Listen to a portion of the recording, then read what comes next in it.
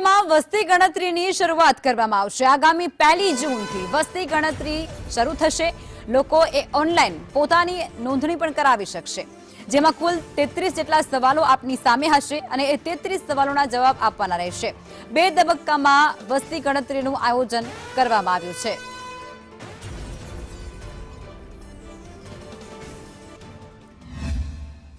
અને ઘર યાદી માટે 1 જૂનથી માંડીને 30 જૂન સુધીનો સમયગાળો આપેલો છે।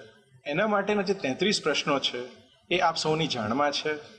આપ સૌના વતી નાગરિકોને મારી વિનંતી છે કે આપના ઘરે જ્યારે પણ વસ્તી ગણતરીદાર આવે ઇન્યુમરેટર્સ, તો આપ સાચી અને પૂરતી માહિતી આપો। ગયા વખત કરતાં જો આ વખતે આપણે જોઈએ તો ડિજિટલ ગવર્નન્સ તરફ વધારે ભાર આપવામાં આવ્યો છે।